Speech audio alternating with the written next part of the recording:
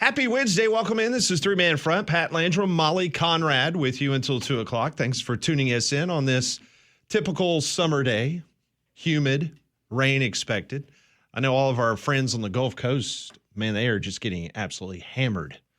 A lot of rain in the Mobile area. So all those fine folks listening to us down in Mobile, including our own Gringo, who is down at Gulf Shores. When you said hammered, I know exactly what you meant, but you meant by maybe Gringo's in other ways. Getting hammered because he can't be on the beach. So maybe he's in a bar somewhere. I don't know. Or just right there on the patio, right? Yeah, getting hammered. Looking out at the beautiful Gulf of America. Yeah, whatever the case may be. So, you know, Landrum, I don't know which was worse last night. Watching the Mets absolutely just, I don't know what the word is. What's the adjectives of what they did to the Atlanta Braves last night? Hit a lot of home runs. Or the Colorado Rockies shutting out the Cardinals for the second time this year. It's just been one of those years, man.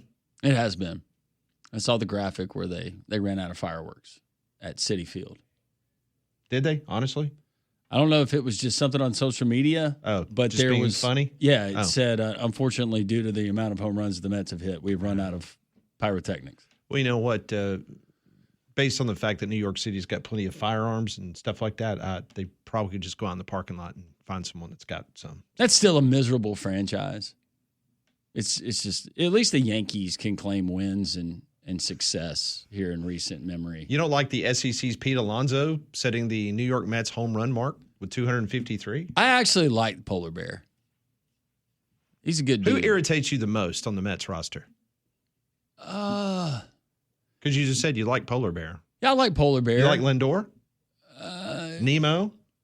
I don't really have a problem with any of their guys. There's one right answer, Landry. It's just a franchise. And Soto doesn't bother me that bad. He should. No, he's a really good player. I'm sorry that he screwed you guys in your eyes. He's not that. He's super overrated.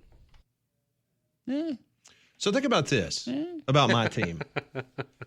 So the Rockies had gone 220 games. It was a Major League Baseball record without a shutout, without them performing a shutout on another team.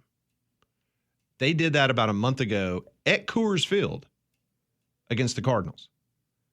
So then last night at Busch Stadium, which obviously not a mile above sea level like Denver, they shut out the Cardinals again.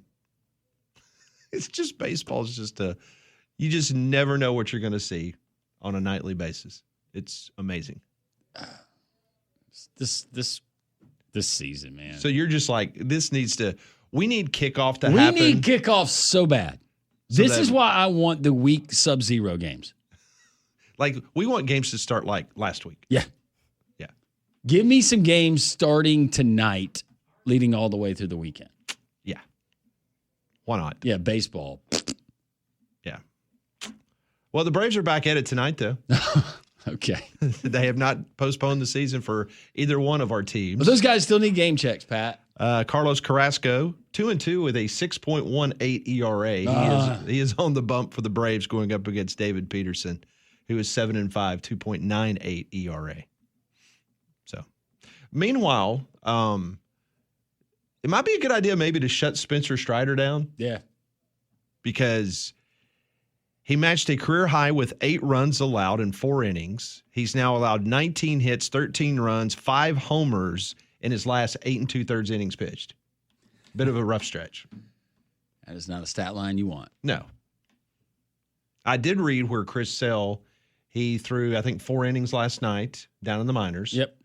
And they expect him to have a couple more minor league starts, and then he'll be back. Well, going back to our prize picks last night, I told you that Nemo had owned. Yeah, and he homered again last night. Strider. Yeah. And he does it again last night. Yeah. Do you even want Chris Sale to come back?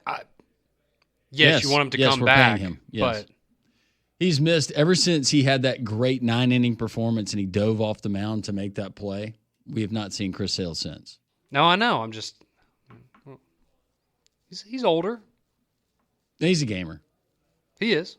No, he wants to get out there and play. Okay. Yeah, I want to see him again. Okay. Well, the good news, we're 10 days away. No free rides. From football season. So yes.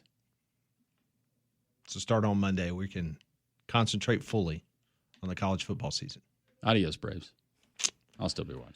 Coming up later in the show, 10:45, Brian Edwards, Vegas Insider, will continue to look at that Week 0 games, the games that he likes, including that Kansas State-Iowa State game that he talked about last week. Coming up at 11:30, Shahan Jeharaja. You like that? Kind of rolls off the tongue. Shahan Jeharaja. He joins the program from CBS Sports. He's a Baylor graduate. Mm-hmm.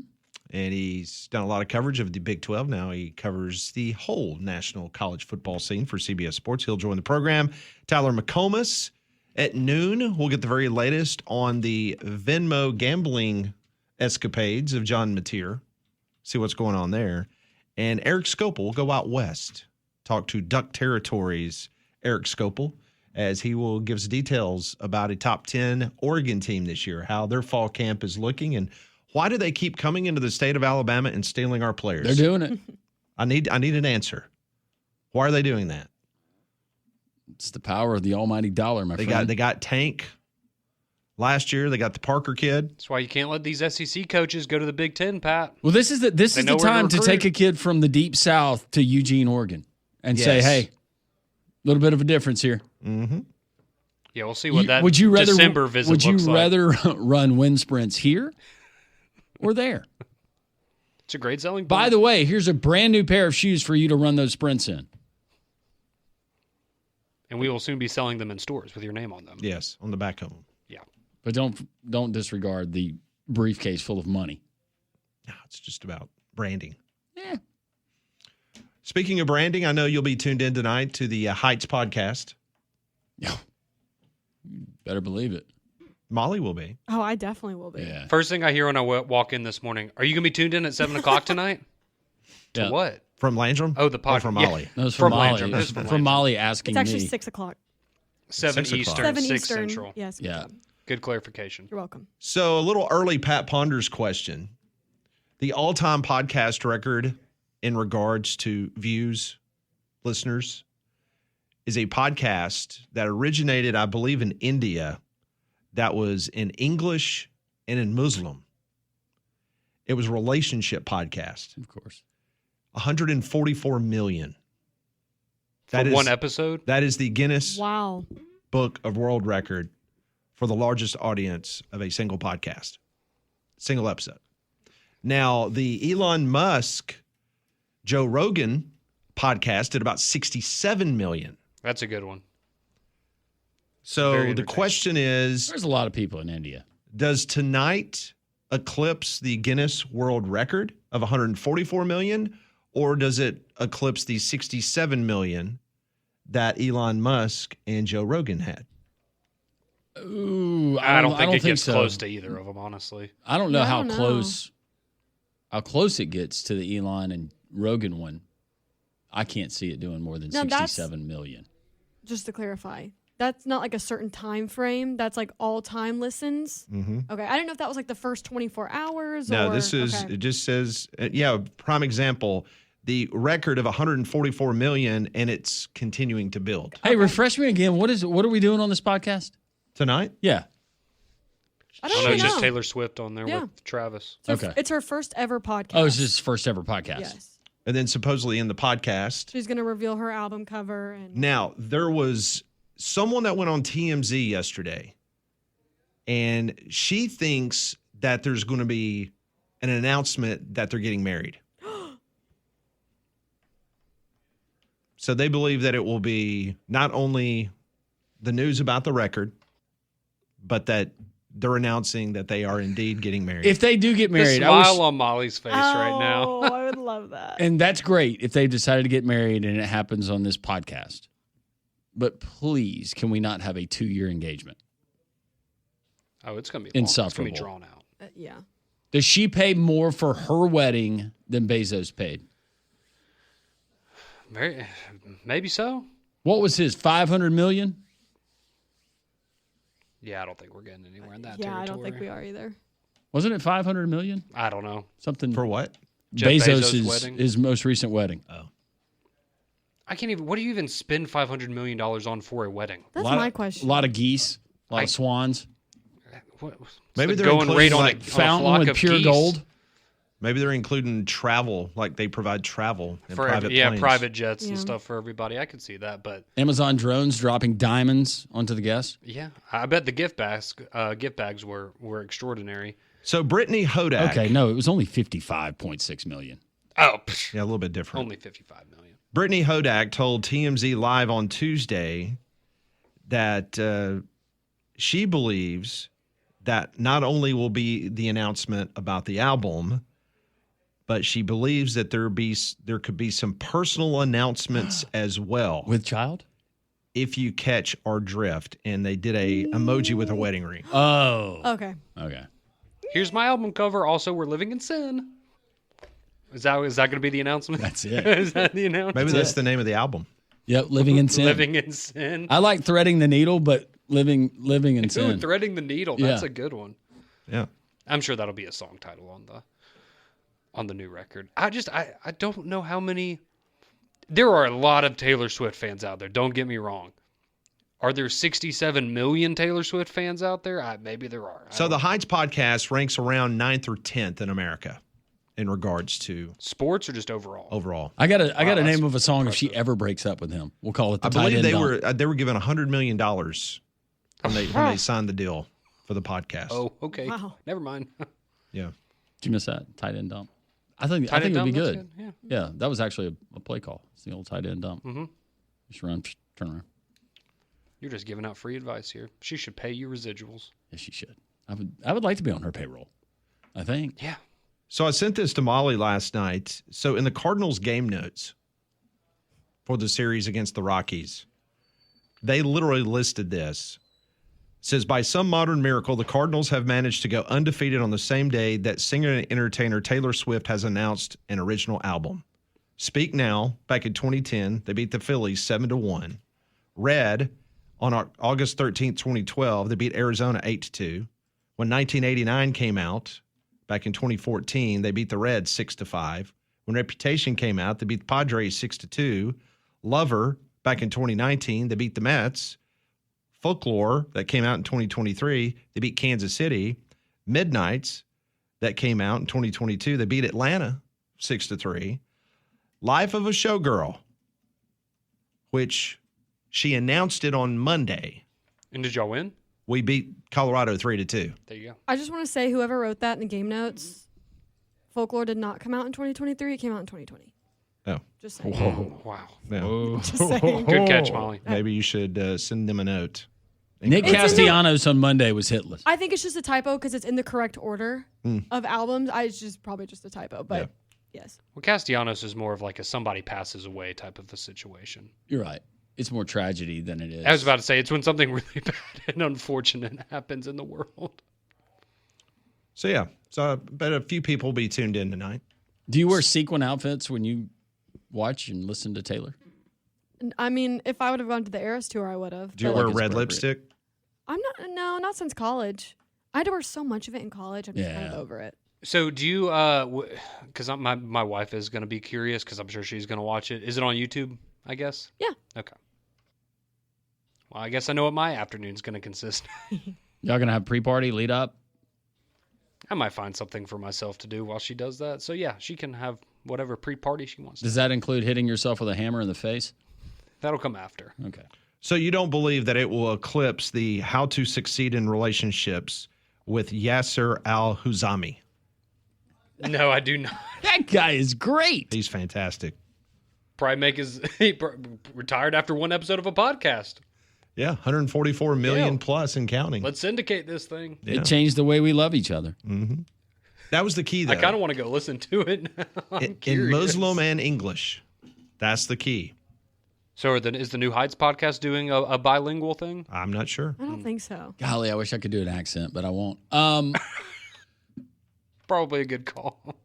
And I feel like the accent would be better with it. Man, I could do it on the Taylor Swift podcast. Yeah. All right. What's the name of We're the starting off other strong podcast? today. What's No. the name of the what? The other podcast, the one in India. The title was How to Succeed in Relationships with Yasser Al-Huzami. Okay. Yes, sir. Yes, sir. Yes, sir. Yes, sir. Yes, sir. Nasser. Yes, sir. All right, coming up next on Three Man Front, what's going on with the play calling at Auburn? A very interesting tweet yesterday afternoon by Justin Hokanson, who covers the Auburn Tigers. A little bit convoluted. I heard Conrad and Damian talking about it this morning. We'll get into that next. Who's calling the plays and what down? Very interesting. We'll get into that next. Your calls, 1-800-239-WJOX, and your texts at 205-834-9450. It is 10:19. Welcome back on this Wednesday. Pat Landrum, Molly Conrad. We'll talk to Brian Edwards from Vegas Insider. He will join the program at 10:45. We'll talk a little NFL and some college football early season lines. A little bit of baseball news, and this is very interesting how the people of Minnesota will react to this. But if you remember, if you follow the Minnesota Twins, the Pollitt family, they have owned the Twins for a very long time. And it was announced a few months back that they were looking to sell the franchise. They're about $450 million in the hole, the team, the franchise is, in regards to their debt. And so they were looking to get out.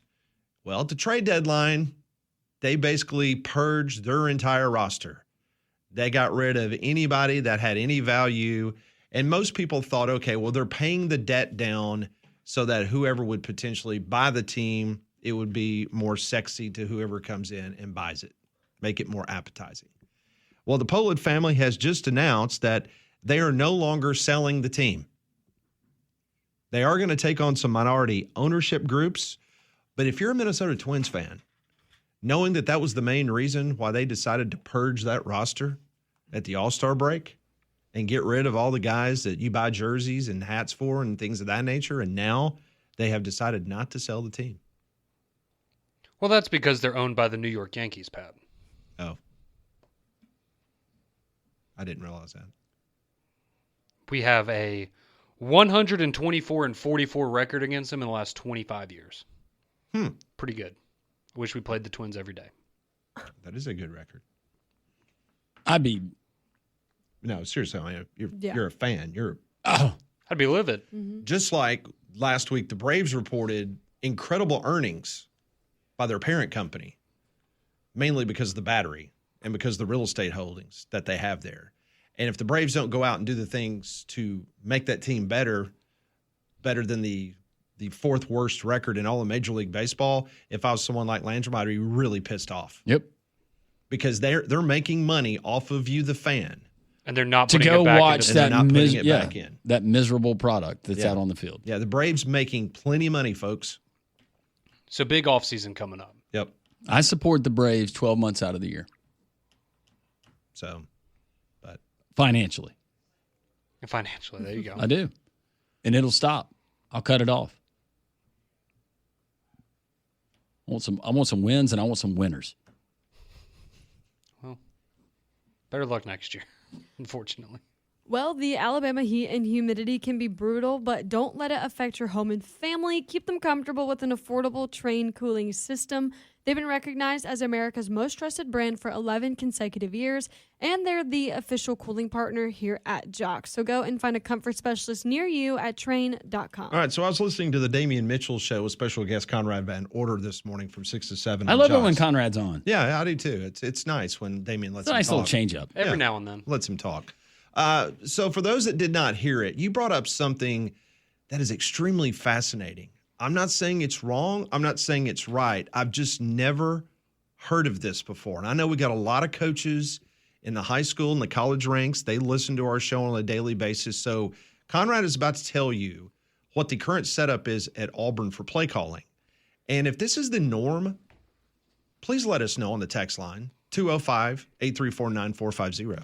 Yeah, and we can get into a little bit. I thought Damian did a really good job of breaking this down and kind of giving his perspective on it this morning. But there were some Auburn fans that were frustrated. Oh, you're turning this into a story, and it's not a story. And more than anything, it's just for clarity, because like Pat said, this is something that we haven't heard a whole lot of. So as it's currently set up, based on talking to Derek Nix, Ken Austin, some of the other offensive coaches on the staff there at Auburn, the way that the play calling goes for them is that Derek Nix, the offensive coordinator, he handles the strategy and play calling for first down plays.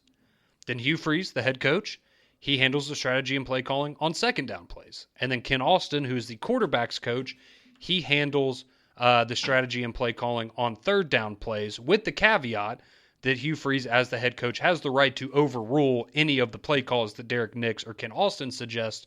But essentially, in summary, first down, Derek Nix, second down, Hugh Freeze, third down, Ken Austin. That is their strategy for how they approach play calling on offense. I have never heard that before.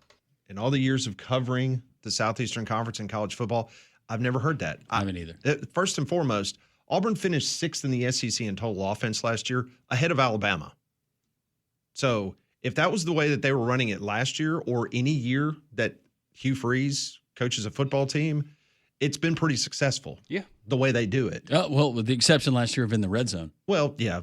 And then I have to ask the question, was that Hugh Freeze? Good question. So I just don't know if this is something that we've just never heard of before, or somebody just they've never come out in public and said this is what they do. But Auburn finished, top end of the SEC in total offense last year. Better than Alabama. Well, remember there were some questions, and Lane Kiffin kind of made light of it when he lost Derek Nix, and it was, hey, contractually he's got to be a play caller, something about the contract and the verbiage in it. Ken Austin, though, being the guy on third down. Okay, so first down is who? Derek Nix, offensive coordinator. Second down is Freeze. Hugh Freeze. Third down is Austin. Ken Austin, yes. And then but at any time that Hugh Freeze wants to overrule. Yes, right. He has the final say-so Which on is, the play call. if you have an offensive-minded coach, that's typically, even if you don't, you got a guy who's like, no, let's not throw it, let's run it here. Well, and even when you break it down with, all right, let's say, maybe Derek Nix, a little more impact in the running game, right? Would make sense he handles first down, because typically you're going to run the ball more often on first down. Second down, probably getting a little more into the RPO game, right? You're going to have more options at your disposal, so it makes sense that Hugh Freeze would maybe be in charge of that strategy.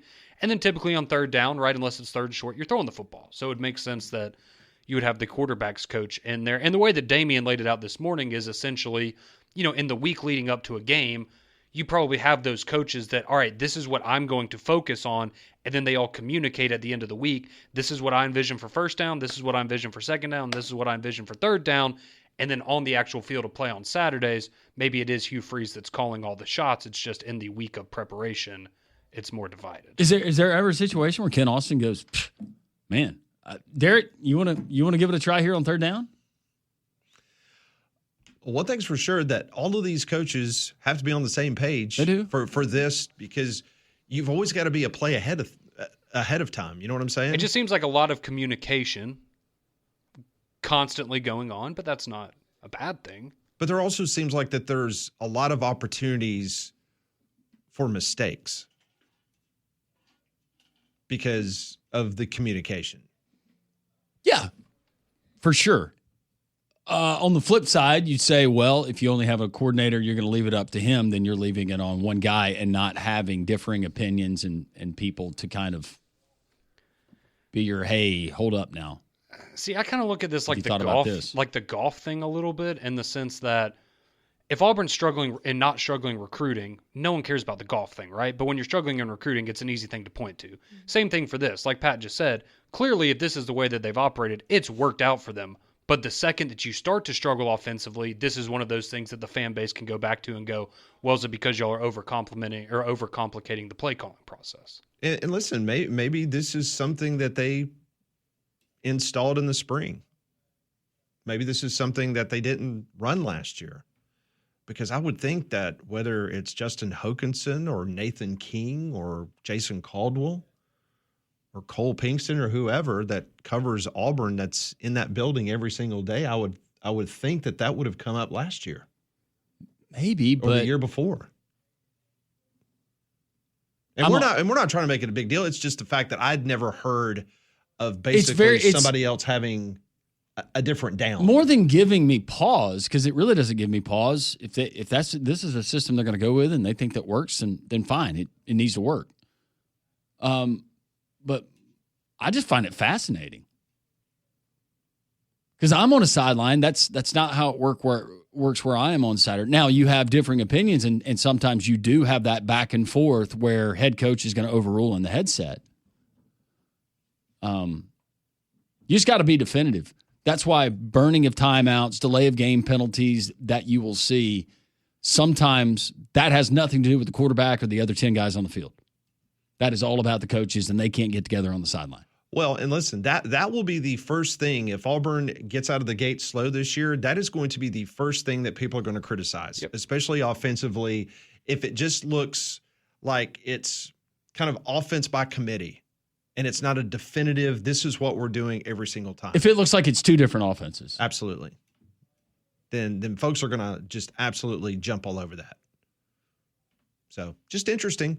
We'd love to hear from you. 1-800-239-WJOX, 205-834-9450. This is Three-Man Front on Jocks. We will get to your text messages coming up next at 205-834-9450. And it's brought to you by Courtesy GMC because, school's back and it's time to roll into a new season in style with Courtesy GMC and Trustful. Brand new pricing out today. That's right. Fresh off the presses right now. You can get up to $17,000 off all new GMC Sierra 1500. $17,000. Save up to $13,000 off the powerful Sierra 2500 HD truck. I've owned a couple of Yukons, and you know how this SUV outperforms every other SUV in its class. You can save up to $5,000 on every Yukon, Yukon XL, and the all-new Acadia. Plus, every new GMC comes with a 7-year, 100,000-mile powertrain warranty there at Courtesy GMC. That's peace of mind that will last. Hurry to Courtesy GMC in Trustful, where Courtesy's got the lowest prices in the Southeast. Check them out in Trustful, right off of I-459 exit 32, or online at courtesybirmingham.com. Going back to the coordinator rotation and the play calling duties at Auburn, so now we can specifically look at a down and what we view as a bad play and just have a certain individual that we can blame now? Now it's a triad of people. I was saying something to Conrad. You've got analysts, and they break down tendencies and trends and all kinds of stuff on these staffs. Does somebody go back and look at Derek Nix as a play caller and say, what are his tendencies on first down? What does Hugh Freeze do on second down? I don't know about Ken Austin on third down. That makes it a lot more difficult. I just love the idea of a post-game press conference of, all right, Derek, so what were you thinking on first down there? We saw that you, out of the 12 first down plays you ran today, you ran it 11 of the 12 times. Oh, well. I know Hugh was going to throw on second down, so we had to run it on first. Like you just got guys throwing each other under the bus, which I don't think that's going to happen. It's just. I'm glad we know that now, though. That will be another fascinating angle to watch in Auburn football this season. Text line is open, 205-834-9450. Going back to conversations about a podcast that's hitting tonight. Jeff Bezos worth $250 billion, says one of our listeners. His wife worth $1 billion. It was only a $55 million wedding for the Bezos.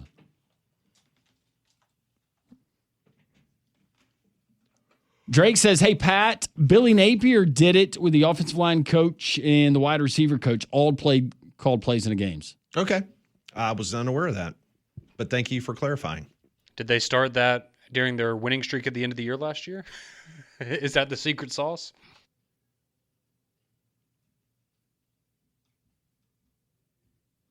Scott says, sounds like the Three Stooges at Auburn. Scotty and Alpine, sorry.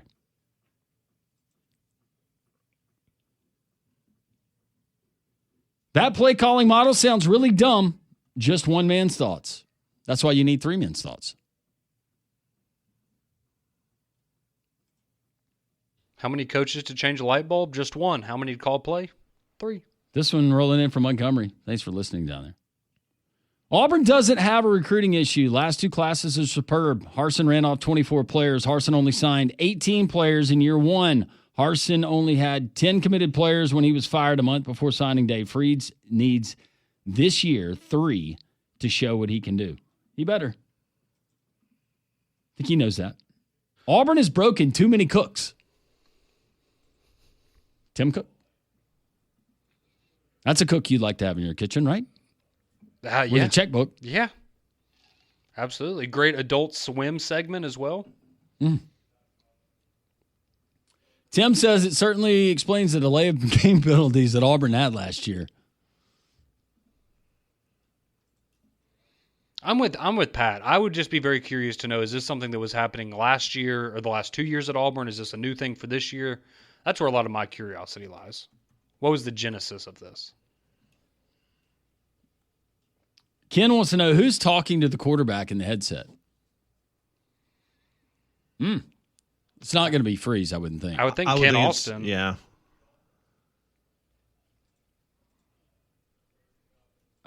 Freeze deflecting blame. Nobody remembers a second down play unless it's a touchdown.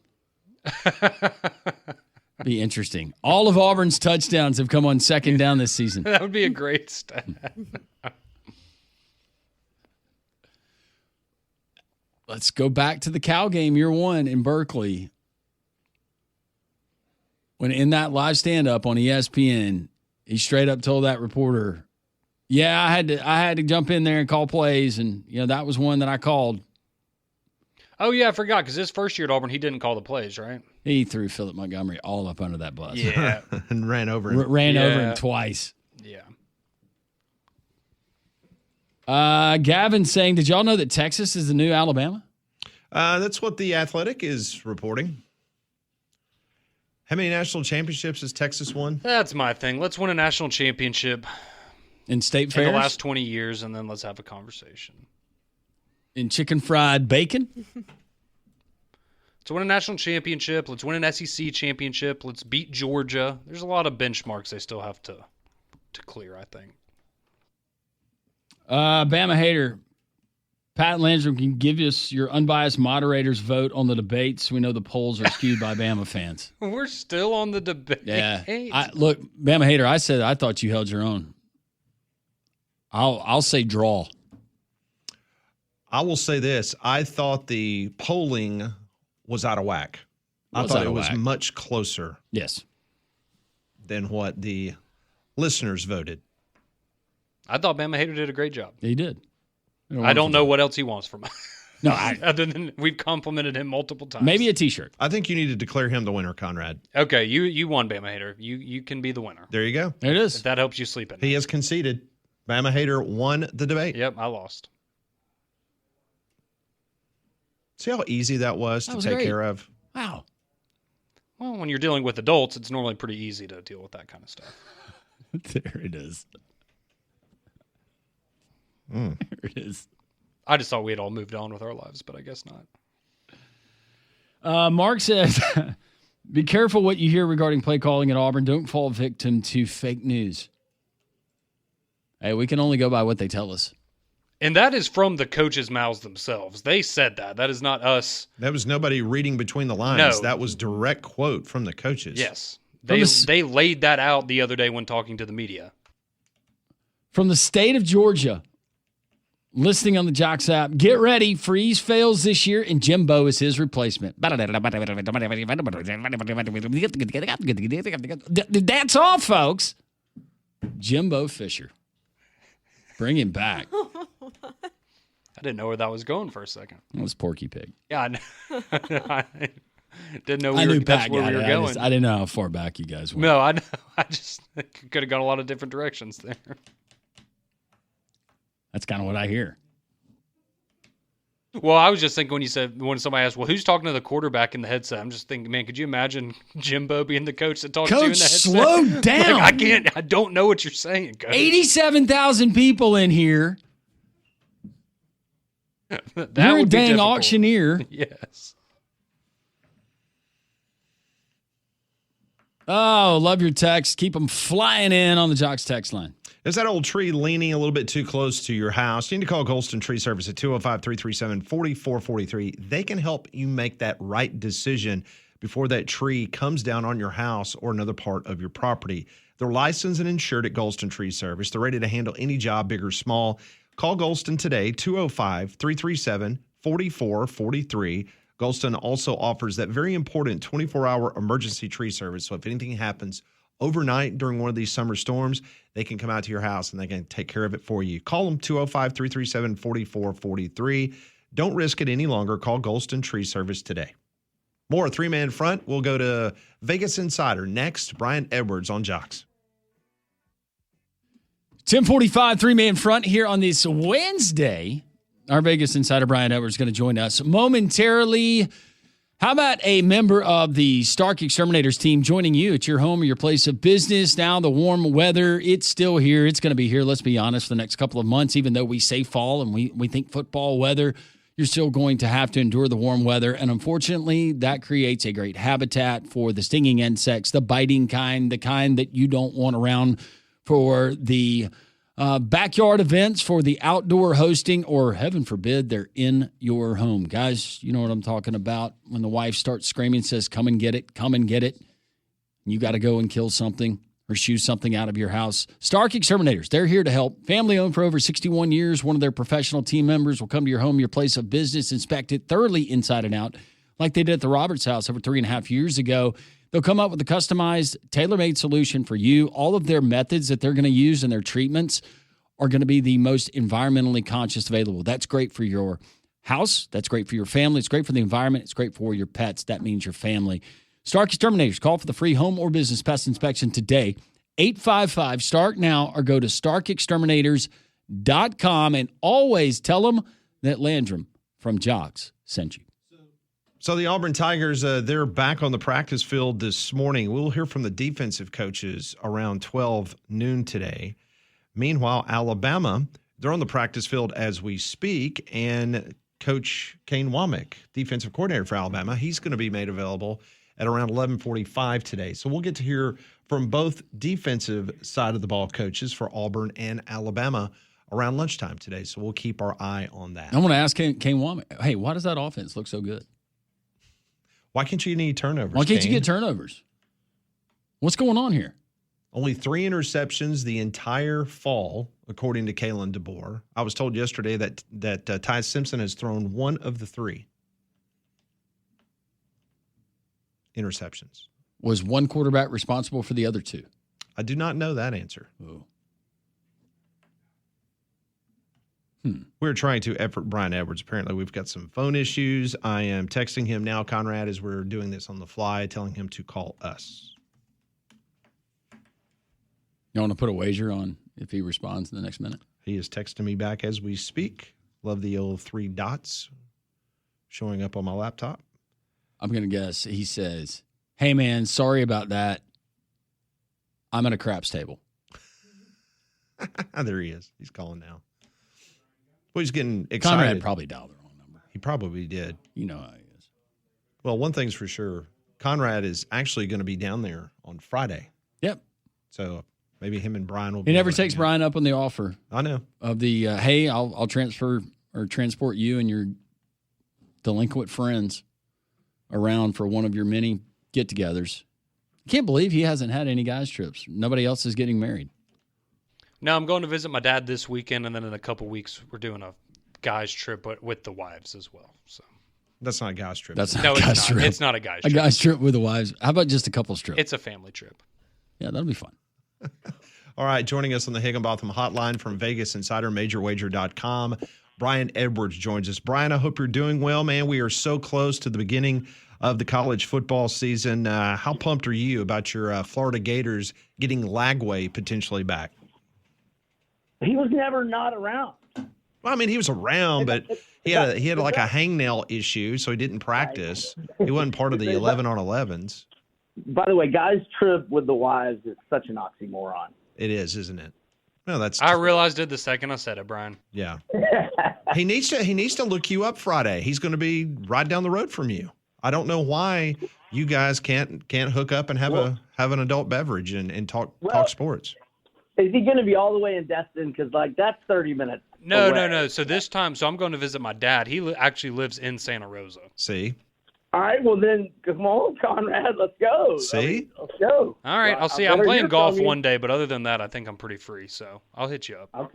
Okay. Hit me up. Yeah. Hit me up. I will definitely be watching the prelims somewhere at a bar on Saturday. I can't speak. I don't know where I'll be for the pay-per-view, but I will be watching the prelims around 5-ish at one of the local watering holes. Okay. All right, so last week you were talking about the big game over in Dublin, Ireland between Iowa State and Kansas State, but I want to go NFL in week 1 if you will allow me to. The Thursday night game, Buffalo at Minnesota, right? That's the one we're looking at? Oh no! No. That's not the Gophers. NFL. That's No, the we're Gophers going and the college. Bulls. Not the Vikings and the Bills. That's the Gophers and the Bulls. I should have clarified that. Gotcha. All right. So that Thursday night game between PJ Fleck's Row the Boat Gophers against the Bills of Buffalo of the MAC. Correct. All right. I like Buffalo a lot here. Now it's 16.5. So let's buy the half point to the key number of 17. We know PJ Fleck, regardless of the circumstances, he wants to run the ball early and often, but he's got a stud running back in Darius Taylor that, is like the best player on the team. He's got a redshirt freshman quarterback in Drake Lindsey making his first career start. So he's going to want to run the ball even more than usual. And he's like that again, regardless of the circumstances. So the key to this handicap, in my opinion, is Buffalo's run defense, or put differently, it's front seven defensively. And turns out their defensive line is their best position group on the team. In fact, Phil Steele's national unit rankings have their D-line ranked 44th in the country. I mean, any MAC team that's ranked in the national unit rankings, that's pretty good. They're 44th. They're 72 at linebacker. They're 56 on the O-line, 48 at running back. They went 9-4 straight up last year. They ended the season on a 5-game winning streak. They won 7 games by double-digit margins. And their middle linebacker, Red Murdoch, first-team All-MAC last year, second in the nation in tackles with 156. He had 16.5 TFLs, 7 forced fumbles to lead the nation. He had 4 forced fumbles in 2023. And so I looked this up. His 11 career forced fumbles are 3rd in MAC history, 13th in college football history.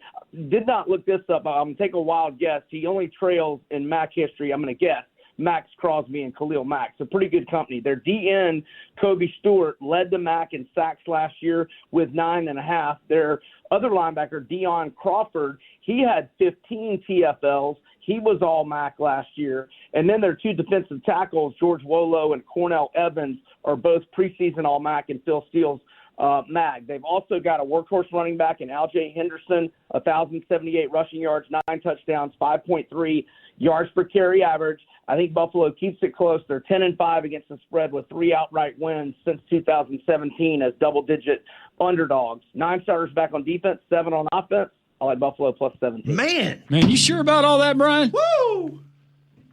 Boy. I was on VSiN last night, and they told me I made a pretty compelling case. So No, that's a heck of a compelling case. Look, Are you kidding me? Yep. Fire in right now. Max Mac. Let's continue with this. The coach that's known as the daddy of the Mac, Chuck Martin, Miami of Ohio, going to take on the very feared Wisconsin Badgers.